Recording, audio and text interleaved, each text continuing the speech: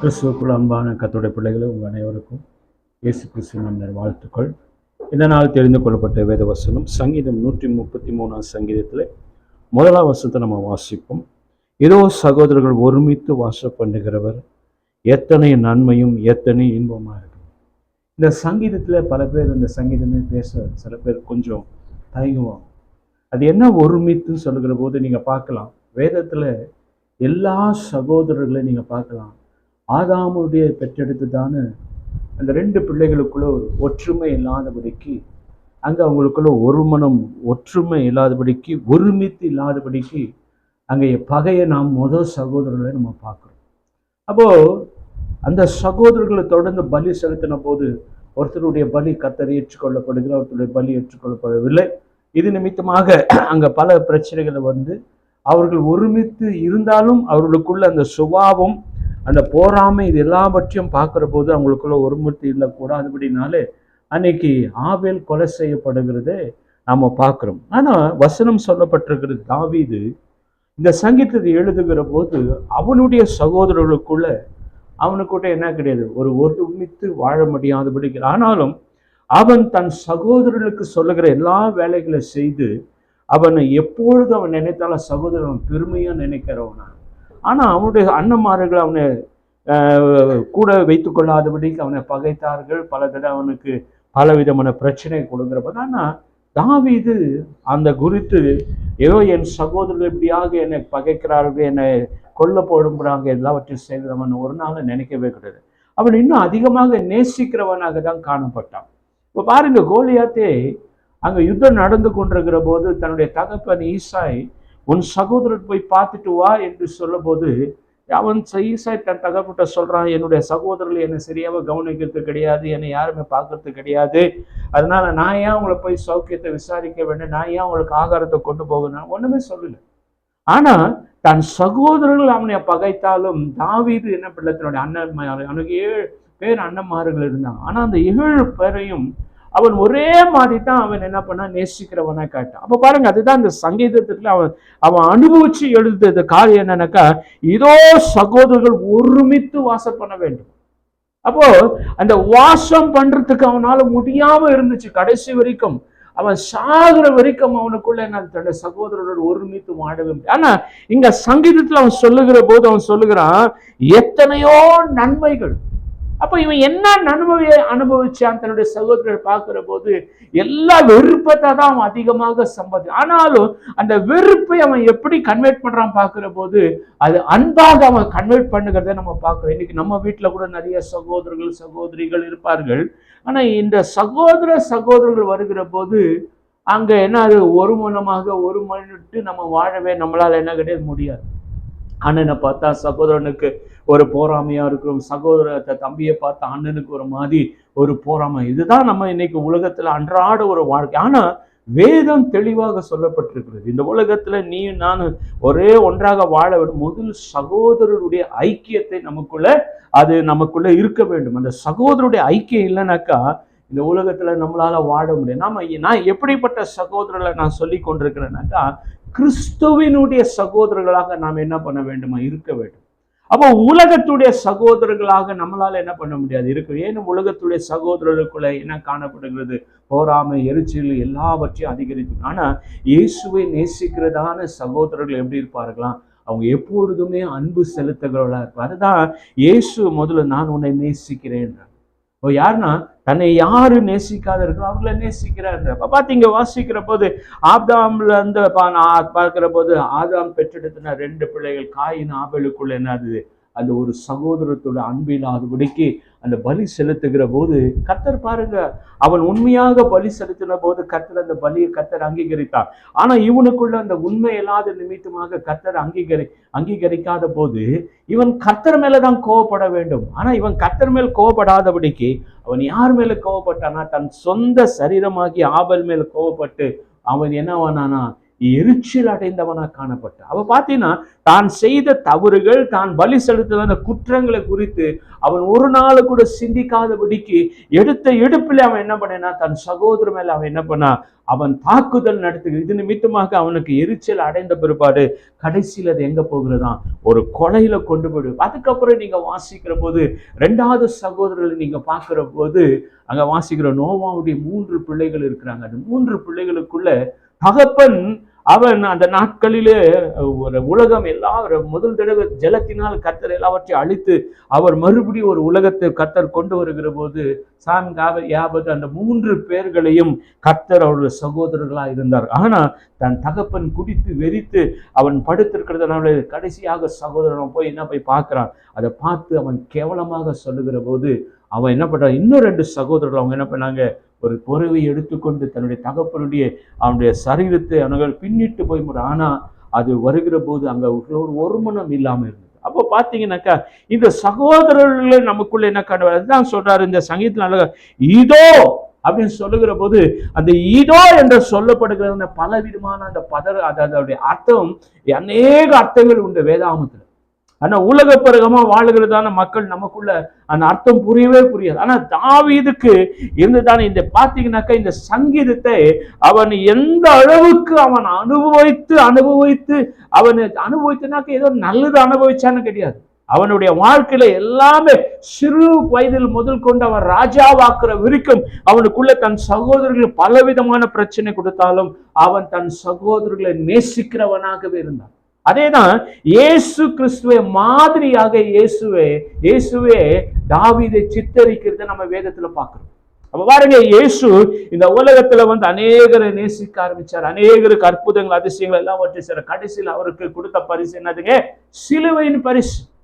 ஆனாலும் அவர் கடைசி நேரத்துல கூட அவர் சொல்றார், பிதாவை இவர்களை மன்னியும் தாங்கள் செய்கிறது இனது என்று கர்த்தர் அங்க சொல்லுகிறத நம்ம பார்க்கிறோம். அப்ப என்னன்னாக்கா இவங்க 2 பேருடைய காரியங்கள், தாவீது அவன் ஒரு பக்கம் பேசுகிறது எல்லாமே தன் சகோதரர்கள், தன் தகப்பன், தன் தாயி, அவருடைய சொந்த பதங்கள் எல்லாரும் அவனை நேசிக்கலன்னா கூட அவன் எல்லாரையும் அவன் எப்படி அரவணைத்தானா, இவர்கள் என்னுடைய சகோதரர்கள், இவரு என்னுடைய உடன் பிறப்புகள் என்று சொல்லி அவன் நேசிக்கிறத பார்க்கிறான். அதே போலதான் இயேசு அவர் செய்ததான் அற்புதங்கள் அதிசயங்கள் எல்லாவற்றையும் கண்டு அற்புதங்களை பெற்று கடைசியில் அவர் என்ன பண்றாங்க, சிலுவையை அறிய சொன்ன போது கர்த்தர் ஒரு காலம் கவலைப்படனா அவரை என்ன பண்ற அதிகமாக அப்போ இயேசுடைய நிழலாக யார் வந்தாரா, தாவீது நிழலாக இருக்கிறார். அப்ப நாம என்னவா இருக்கணும், நிழலா இருக்கக்கூடாது, உண்மையாக நாம் இருக்க வேண்டும். எப்படி இயேசு அநேகரை நேசித்தாரோ நாமளும் என்ன பண்ணும் அதே பாருங்க. இன்னொரு வசனத்துக்குள்ள நம்ம வாசிக்கலாம். ஆதியாகமம் புஸ்தகம் 13 அதிகாரம் 8ஆம் வசனத்துல வாசிக்கிற போது அங்க 2 பேர்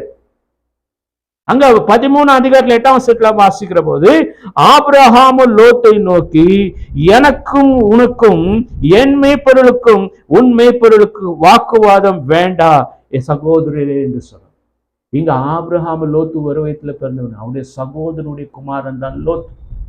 ஆனா அந்த லோத்துவை கர்த்தர் என்ன பண்ணாராம், ஆபிரகாமே நீ எல்லாவற்றையும் விட்டு வா, நான் உன்னை ஆசீர்வாதம் கூட என்ன கொண்டு போனா தெரியுமா, லோத்தவே கூட கொண்டு போனான், கூடவே ஒரு தொந்தரவு கொண்டு போனான், கூடவே ஒரு என்ன பண்ண பல பிரச்சனை வரக்கூடும்படியாக அவன் என்ன பண்ணான். அது கடைசியில் என்னாச்சு தெரியுமா, பல தொந்தரவு. கர்த்தர் ஆபிரகாம ஆசீர்வதித்தது போல ஆபிரகாமின் நிமித்தமாக லோத்து என்ன பண்ணல ஆசீர்வாதம். யாருக்குள்ள என்னது இப்ப பிரச்சனை வந்துச்சான், அவனுடைய மேய்ப்பொருளுக்கும் இவனுடைய கடைசியில பாருங்க ஆபிரகாம் சொல்ற, பார்ப்பான் உனக்கு எனக்கு எந்த பிரச்சனையுமே கிடையாது, நம்முடைய மேய்ப்பொருளுக்கு இருக்கிறதான பிரச்சனைகளில நாளைக்கு இந்த பிரச்சனை பெருசா ஆகி பூதாகரமாக்கி இன்னைக்கு அவங்க சண்டை பேர் போடுறாங்க, நாளைக்கு நமக்குள்ள அந்த சண்டை வரக்கூடாது என்று சொல்லி லோத்தை பார்த்து சொல்றாருப்பா, நமக்கு எதிராக இருக்கிறதான திரளான இடங்கள் உண்டு, நீ வடக்கு போனா நான் கிழக்கு போறேன், நீ மேற்கு போனா நான் தெற்கு போகிறேன், நீ சாய்ஸ் பண்ணுகிற பாருங்க. லோத்து பார்க்குறான், அவன் பார்த்த உடனே சோதம் பட்டணம் எப்படி இருந்துச்சான்,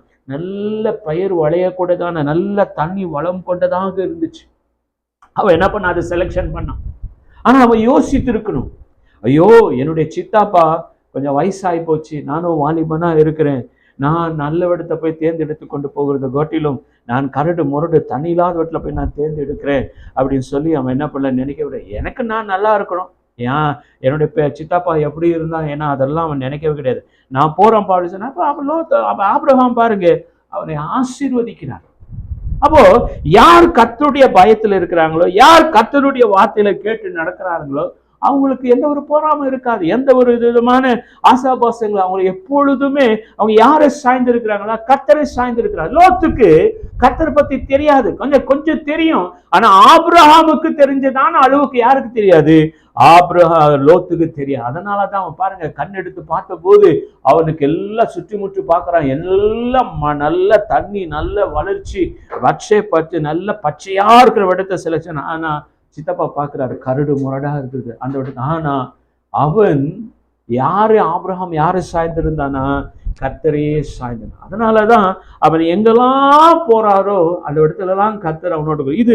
இது சகோதரருடைய பாருங்க. இன்னொரு வசனத்துக்குள்ள நீங்க வாசிக்கிற போது, எபிரேயருக்கு எழுதின புஸ்தகம் 13ஆம் அதிகாரத்துல 1ஆம் வசனத்துல வாசிக்கிற போது, சகோதர சிநேகம் நிறைந்திருக்க கடவுள். சகோதர சிநேகம் என்ன இருக்கணுமா? நிறைந்திருக்க வேண்டுமா?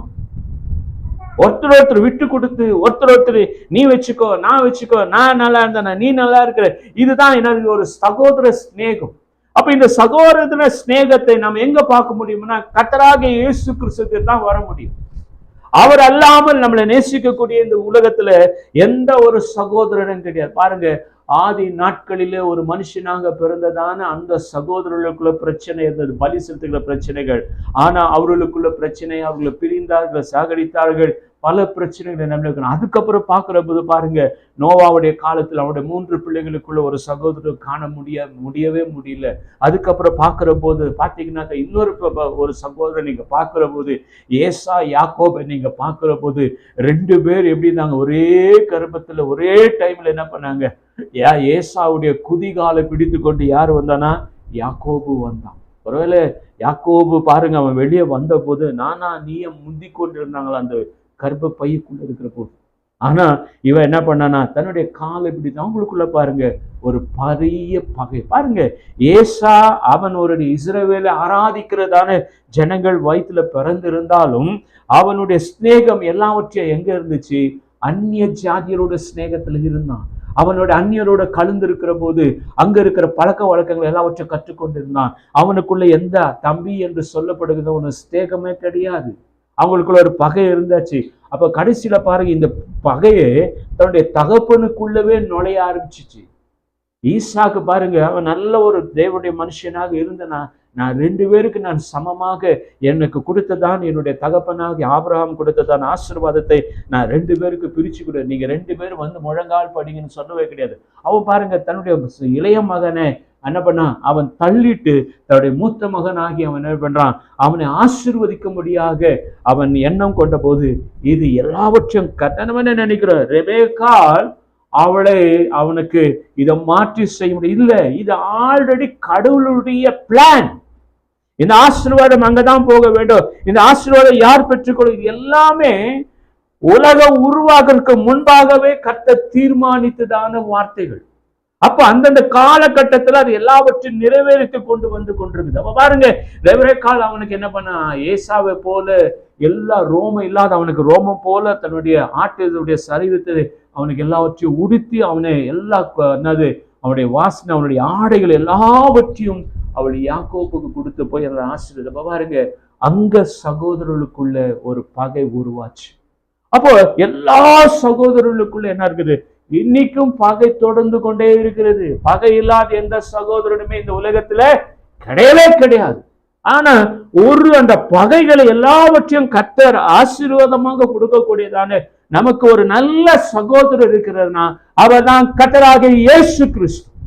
அந்த இயேசு கிறிஸ்துனுடைய சகோதரர், அந்த சகோதரர் திரும்ப நம்முடைய இந்த உலகத்துல யாரால பிரிக்கவே முடியாது. ஏனென்ற தருமா, அவர் நமக்காக மாம்சத்துல வந்ததான சகோதரர், நம்ம கூடவே பிறந்தவர் சகோதரர்கள். நம்மளால என்ன பண்ண முடியல? ஒரு வீட்டுல ஒருமித்து வாழவே முடியாது. சில சகோதரர்கள் பார்க்குற பாருங்க, ஆசைகளுக்காக சண்டை போடுகிறது, ஆசைகளுக்காக கொலை பண்ணுகிறதும், சில அந்தஸ்துகளுக்காக அநேக சகோதரர்களை வெட்டி கொள்றது நம்ம இன்னைக்கு உலகத்துல அன்றாட செய்திகளை பார்த்து கொண்டிருக்கிறோம். ஆனா வேதம் தெளிவாக சொல்லப்படுகிறது. அங்க பார்க்கிற போது யாக்கோபுக்கு ஏசாவுக்கு பகை வந்த போது அவருடைய தாயார் தெளிவாக சொல்றார், நான் உங்க 2 பேரையும் ஒரே தடவை பெற்றெடுத்தேன். நீங்கள் ஒருத்தரை அடிச்சு மடிகிறது நான் பார்க்கவே கூடாது என்று சொல்லி அவன் என்ன பண்றான், அவன் கோபம் தண்ணீரை வரைக்கும் நீ போய் உன்னுடைய அண்ணன் மாமா வீட்டுல போய் லாபான் வீட்டுல போய் கொஞ்ச நாள் தங்கிடு, அவனுடைய எல்லாவற்றையும் அவன் எல்லாவற்றையும் கோபங்கள் எல்லாம் அடிக்கினவரும் நான் மறுபடியும் உன்னை அழைத்து கொள்கிறேன்னு சொன்னான்.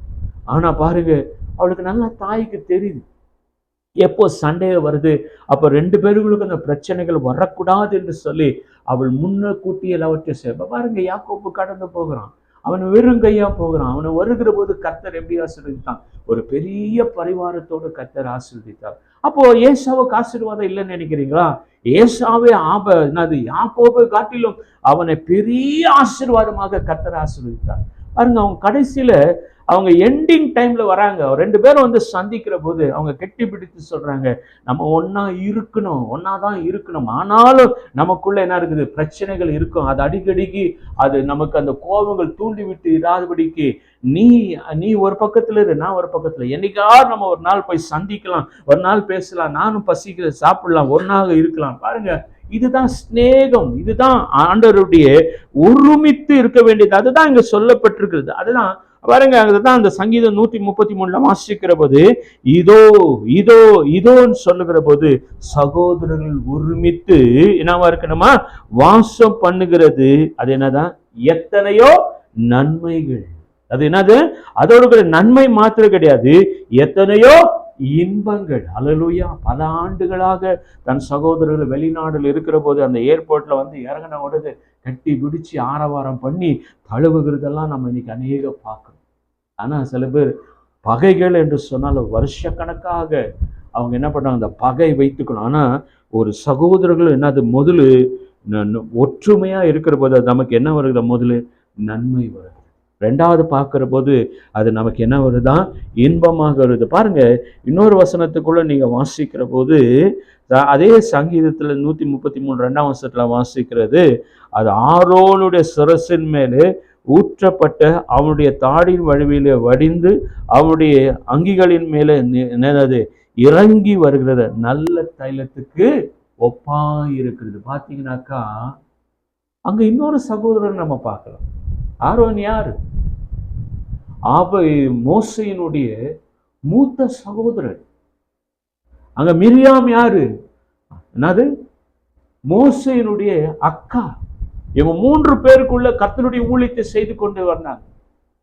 8ஆம் புத்தகத்துல நீங்க வாசிக்கிற போது அங்க சொல்லப்படுகிறது, 12ஆம் அதிகாரத்துல நம்ம அங்க வாசிக்கிற போது அங்க எல்லா காரியங்களும் சொல்லப்பட்டிருக்கிறது. என்ன சொல்லப்பட்டிருக்கிறது பாத்தீங்கன்னாக்கா, அங்க ஒரு பிரிவினை வருகிறது. எத்தியோப்பியனுடைய அவனுடைய மனைவி அவன் 2வது தடவை விவாகம் பண்ணுகிறது. அங்க பிரச்சனை வருது. கர்த்தர் உன்னோட தான் பேசுவாரா, நீ இன்னொரு ஜாதியுடைய மனைவி நீ கத்திக்கொண்டு கர்த்தர் உன்னோட பேச மாட்டேன். கர்த்தர் எங்களோட அங்க கர்த்தர் என்ன பண்றாரு, சடிதியில வந்து அவங்களுக்குள்ள இருக்கிற பிரச்சனையை தீர்த்து வைக்கிறார். அப்ப பாருங்க, கர்த்தர் சொல்றாரு, மோசே என் வீட்டில எங்கும் உண்மை உள்ளவனாக இருக்கிறார். அல்லேலூயா. மோசே என்னவா இருக்கிறாரா, என் வீட்டில எங்கும் உண்மை உள்ள. யார் சாட்சி கொடுக்கிறாரு, தேவனே வந்து சாட்சி சொல்றாரு. மோசை மேல குற்றத்தை சொல்லாது. இப்ப இன்னைக்கு நம்ம வீட்டுல எவ்வளவு சகோதரர்களோ இருக்கிறோம், ஆள்றோம், ஒன்னா இருக்கிறோம். நம்ம சின்ன சின்ன தவறு சரி, என்னைக்குன்னா வந்து கர்த்தர் உங்க அண்ணன் வந்து ரொம்ப நல்லவன்பா என் வீட்டுல என்னைக்குன்னு வந்து கர்த்தர் பேசுறாரா? இல்லைனாக்கா எங்கன்னா வந்துட்டு உங்க தம்பி ரொம்ப நல்லவன்னு சொல்லிட்டு கர்த்தர் நம்மகிட்ட பேசுறாரா? இந்த பகை இப்போ வந்தது கிடையாது. ஆதி ஆமத்துல இருந்து அன்னைக்கு காயினுக்கு ஆபேலுக்கு வந்தப்ப பாருங்க, கர்த்தர் இவங்க 2 பேருக்குள்ள பாத்தீங்கன்னாக்கா ஆரோனை முதல் கர்த்தர் ஊழியத்துக்கு அழைச்சதே மோசையதான். மோசைய அழைச்ச பிற்பாடு ஆரோனை நீ கூட வைத்துக் கொள்ளுன்னு சொல்லுகிற போது மோசையை பார்த்து ஆரோன் சொல்லுகிறது, நான் மூத்தவன், எனக்கு எல்லாமே தெரியும், எனக்கு எல்லாவற்றையும் செய்ய. நம்ம பேசவே கிடையாது. அவன் பொறுமையா இருந்தான். அதே நேரத்தில் பாருங்க, அவருடைய அக்கா மிரியம் கர்த்தருடைய சமூகத்துல ஆராதிக்கிறதான ஒரு பெண்மணியா இருந்த போது அவளும் சொல்லலே, நான் தான் உன்னை ஒரு கூடையில வச்சு அதை கொண்டு போய் நான் தண்ணியில விட்டேன், அதை நீ போய் பார்வன் வீட்டுல இருக்க முடியாது, நான் தான் அதை கண்காணித்த, நீ வந்து எனக்கு சொல்றியான்னு சொல்லிட்டு அவ என்ன பண்ண, அவளும் பேசல. அவங்களுக்குள்ள அந்த ஒரு மனமாக ஒரு ஐக்கியம் இருந்துச்சு. ஆனா சின்ன ஒரு தவறுனால அவங்களுக்குள்ள பிரிவினை ஆக்கி கர்த்தர் அங்க வந்து மத்தியஸ்தரா நின்று அவர் பேசுகிறத நம்ம பார்க்கிறோம். அப்போ என்னது, அப்ப இந்த 33ஆம் சங்கீதத்துல சொல்லப்படுகிற 133ஆம் சங்கீதத்துல சொல்லப்பட்டிருக்கிறது, அந்த அபிஷேக தைலம் யார் மேல இருக்கணுமா, ஒவ்வொரு கிறிஸ்துவனுடைய சகோதரர் மேல இருக்கப்பட வேண்டும். அந்த அபிஷேகம் இல்லாததுனாலதான் இன்னைக்கு நாம் என்ன பண்றோம், உலக அபிஷேகத்தினால போய் உலகத்துடைய எல்லா பாவங்களையும் இன்னைக்கு சிக்கித்த பாருங்க. 2 விதமான அபிஷேகங்கள் உண்டு. ஒண்ணு பரலோகத்திலிருந்து வருகிறதான அந்த அபிஷேக தைலம் ஒன்று இருக்கு.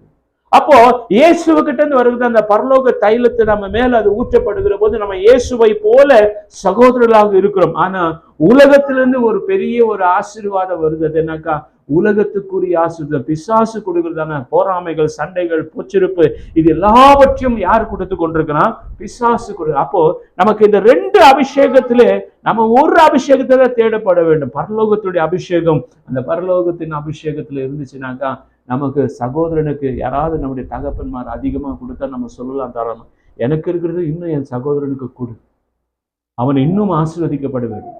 அவ பாருங்க, அங்க அப்படி சொல்லுவான். ஆனா அந்த அபிஷேகம் இல்லை. பாத்தீங்கன்னாக்கா கெட்ட குமார் என்று சொல்லப்படுகிறதான அந்த வார்த்தைக்காக ஒரு தகப்பனுக்கு நல்ல 2 குமாரர்கள் இருந்தான். ஆனா மூத்தவன் வீட்டிலேயே அடங்கி தகப்பனுடைய வார்த்தை கேட்டுக்கொண்டு, ஆனா இளையவனும் உலகத்து பிரகாரம் போய் சிக்கி அவனோட பேசி கொண்டிருக்கிறது. ஒரு நாள் வரான், எனக்கு நான் நல்லா இருக்கணும், எவ்வளவு நாள் தான் இந்த வீட்டுக்கு நான் அடிமையாக இருக்க முடியும், எனக்கு கிடைக்க வேண்டியது அது எல்லா ஆசீர்வாதங்களும் எனக்கு கொடுத்துட்டு நான் பிரிச்சு நான் சந்தது. அப்ப தகப்பன் எவ்வளவோ சொல்லி பார்க்குறாரு, கேட்கவே மாட்டேன். ஆனாலும் கடைசி நேரத்தில் என்ன பண்ண தெரியுமா, யூதருடைய வழக்க பிரகாரம் தகப்பன் சாகருக்கு முன்பாகவே அதை பிரிச்சு கொடுக்கறதான வழக்கமே கிடையாது. ஆனாலும் இவன் ரொம்ப கேட்டுக்கொள்கிறதுனால அந்த ஊர்ல இருக்கிறதான எல்லா பெரிய பெரிய தலைவர்களெல்லாம் அழைத்து அந்த கடைசி தகப்பனுக்கு செய்ய வேண்டிய சடகாசரங்கள் எல்லாவற்றையும் முடிச்சு அவங்களுக்கு 2 ஆஸ்தியாக 2 பிடிச்சு கொடுக்கிற போது இளைவன் தன்னுடைய ஆஸ்தி எல்லாவற்றையும் அந்த ஊர்லயே வித்துட்டு கொஞ்ச நாள் தூரமாய் போய் அவன் எல்லாவற்றையும் இன்பமாக வாழ்ந்து அவன் எல்லாவற்றையும் பணம் செலவழித்து அவனுக்கு அப்போது தான் புத்தி தெளிவு வருகிறது. அப்போதான் அவன் யோசிக்கிறான், என் தகப்பன் இவ்வளோ சொன்னாரே, நான் கேட்கலையே, இப்போது நான் ஒருவேளை சாப்பாட்டு கூட கஷ்டப்பட்டு கொண்டிருக்கேன், பண்ணி சாப்பிட்ற தவிடு கூட இன்னைக்கு எனக்கு அதை கிடைக்கலையே. அவன் அங்கலாய்க்கிற போது அவன் மனம் திரும்பி மறுபடியும் வருகிற போது தகப்பன் தூரத்திலிருந்து மகன் வருகிறதை பார்க்குறான். ஓடி போய் தன் இளைய மகனை கட்டி அணைத்து அவனை முத்தமிட்டு விட. இது யார் தெரியுமா? இது யாருடைய அன்பு தெரியுங்களா? பிதா குமாரனுடைய அன்பை அங்க வெளிப்படுத்துகிறார் நமக்கு. அவன் மூத்தவன் வேலை செய்துட்டு அவன் வெளியிலேருந்து வருகிற போது ஒரே மேல தாளமா இருக்கிற அவன் வேலைக்காரனை பார்த்து கேட்குறான், இது என்ன சத்தம்? அப்போ பாரு, அவன் சொல்கிறான், அவனுடைய இளைய குமார் உன் சகோதரன் வந்தான், அவனுக்கு இப்படியெல்லாம் செய்தாங்க அப்படின்னு சொல்லுகிற போது அவன் சொல்கிறான், பொறுக்கித்தனம் பண்ணி எல்லா பெண்கள் பொன்பாக போய் சுற்றி திரிந்தவன் அவனுக்கு இவ்வளோ ஒரு கொண்டாட்டமா?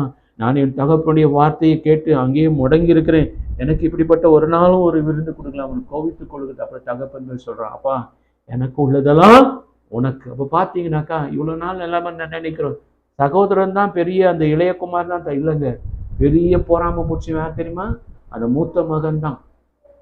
அவன் நினைச்சிருக்கணும், என்னுடைய சகோதரன் தகப்பன் சொல்ல அவன் மரித்து போனா அவன் மறுபடியும் உயிர் எழுந்து வந்திருக்கிறான். தகப்பன் வந்துட்டு தன்னுடைய மூத்த மகன் சொல்லுகிறப்ப அவன் அதுக்கெல்லாம் ஒத்துக்கிட்டே கிடையாது.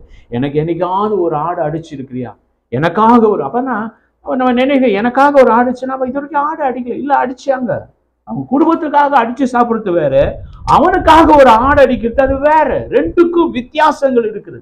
அவன் அதுதான் கேட்கிறான், வேசித்தனம் பண்ணி எல்லாவற்றையும் ஆசி அடிச்சவனுக்காக நீ ஒரு ஆட்டையை அடிச்சுக்கிறியே, இது என்ன நியாயம்? நான் உன்னுடைய புத்தியே நீ சொல்கிறப்பதாக எல்லாவற்றையும் நான் நடக்கிறேன், ஆனாலும் நீ ஒரு காலம் எனக்கு என்ன பண்ணல, ஒரு ஆட்டை என்னுடைய பேர்களால நீ ஒண்ணு கூட அடிக்கவே கிடையிலையே. அவன் சொல்றான், தகப்பன் சொல்றாரு, அவன் காணாம போனான், மறுபடியும் வந்தான், நம்ம அவன் அடைவடிக்க. அப்ப பாருங்க, அவன் அழகா சொல்றான் தன்னுடைய தகப்பன், எனக்கு உள்ளது எல்லாவற்றையும் உனக்கு தான். பார்த்தீங்கன்னாக்கா யூதருடைய பழக்கம், நீங்க பார்த்தீங்கன்னாக்கா ஆஸ்தி பிரிக்கிற போது அது 3 பங்காக பிரிக்கும். 2 பிள்ளைகளுக்கு 2 பங்கு, தகப்பனுக்கு ஒரு பங்கு. அப்போ யார் தகப்பனுடைய வார்த்தைகளை கேட்டு கடைசி வரைக்கும் அவனை பாதுகாக்கிறவரோ, கடைசியில் அந்த தகப்பன் யாரு தன்னை நேசிக்கிறார் அதிகமாக அந்த பங்கை அவருக்கு கொடுத்து அவர்களை ஆசீர்வதிக்கிறது தான் இது யூதருடைய ஒரு பழக்கமாகிறது. ஆனா அப்ப பாருங்க, இவன் இளைய மகன் தான் அந்த கடைசியில் அதுக்கு பங்கு உள்ளவனாக இருக்கான்.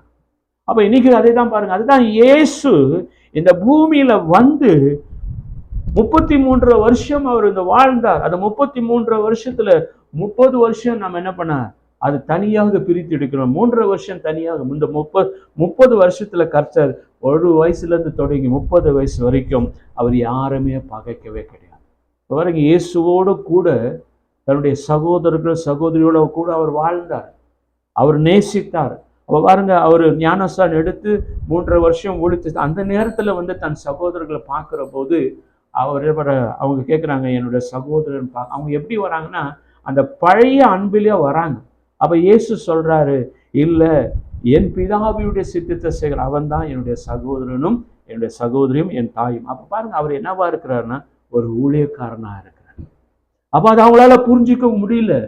அதனால அவங்க என்ன பண்ண, வெறுத்துட்டு அவங்க போறாங்க. ஆனா பின்னாட்களில் இயேசு கிறிஸ்து மரித்து அவர் பரலோகத்துக்கு ஏறின அப்பதான் அவங்களுக்கு புரியுது, ஏன் இயேசு என்னுடைய அண்ணன் இப்படி செய்தார். அப்பதான் அவங்க என்ன பண்றாங்க, அவங்க ஊழியத்தை செய்ய ஆரம்பிக்கிறாங்க. அப்போ அவங்க ஊழியத்தை செய்ய ஆரம்பிச்சதுனால தான் அவங்க 2 புத்தகத்தை, ஒன்று யூதா புத்தகத்தை அவனுடைய சகோதரர்கள், இன்னொன்று யாக்கூப் அவனுடைய. அப்போ பாருங்க, இதுதான் சகோதரருடைய சிநேகம். அப்போ இன்னைக்கு நம்முடைய மாம்சமாகிய நம்ம சகோதரர்கள் கூட பிறக்கிறவர்களுக்கு நமக்கு பகையா இருந்தாலும், நம்ம மாம்சத்தோடு பிறக்காதத ஒரு சகோதரனாகிய இயேசு கிறிஸ்து நமக்கு உண்மையான சகோதரனா இருக்கிறார். அந்த சகோதரர் நமக்கு என்ன கொடுத்தார் தெரியுமா? தன்னுடைய சொந்த ரத்தத்தை சிந்தி அவர் நம்மளை என்ன பண்ணியிருக்கிறாரு, மீட்டு எடுத்திருக்கிறார். இந்த சகோதர ஸ்நேகம் இந்த சகோதர ஸ்நேகம் நம்மளை எங்க கொண்டு போய் விடும் தெரியுமா? பரலோகத்துல வரைக்கும் கொண்டு போய்விடும். அப்ப இந்த சகோதர ஸ்நேகத்துல இருக்கும் போதுதான் நம்மளால என்ன பண்ண முடியும்? அந்த என்ற இடத்துல, அந்த இடத்துல யாரை போட்டுக்கொள்ள வேண்டுமானா இயேசுவை நாம போட்டுக்கொள்ள முடியும். இயேசுவினுடைய ஒருமித்து வாசம் பண்ணுவே. அந்த வசனத்தை நம்ம அப்படித்தான் நம்ம எடுத்துக்கொள்ள வேண்டும். நான் இயேசுவோடு ஒருமித்து நான் பண்ணுவேன், நான் வாழ்வேன். எத்தனையோ நன்மையும் எத்தனையோ இன்பம். அப்போ இயேசு இருந்தாதான் என்னுடைய வாழ்க்கையில அது உண்மையான ஒரு சகோதரன். இயேசு இருந்தாதான் என்னோடு என்ன வருகிற நன்மையான காரியங்களை என்னால செய்ய முடியும். இயேசு என்னோட இருந்தாதான் நான் எனது இன்பமாக இருக்க முடியும். இயேசு இல்லாத வாழ்க்கை நம்மளால இந்த உலகத்துல நினைச்சு பார்க்கவே முடியாது. அதனாலதான் சொல்றார், உன்னை நான் சபிக்கிறவர்களை நீ சபிக்காத, நீ அவர்களை ஆசீர்வதி. இது யார் சொல்றாரு? நானும் நீயும் சொல்ல முடியாது, இயேசு ஒருவர் தான் சொல்ல முடியும். ஏன் தெரியுமா? அவர் பரலோகத்திலிருந்து இறங்கி வந்தவர், பரலோகத்துடைய சட்டத்திட்டங்கள் எல்லாவற்றையும் அறிந்தவர்.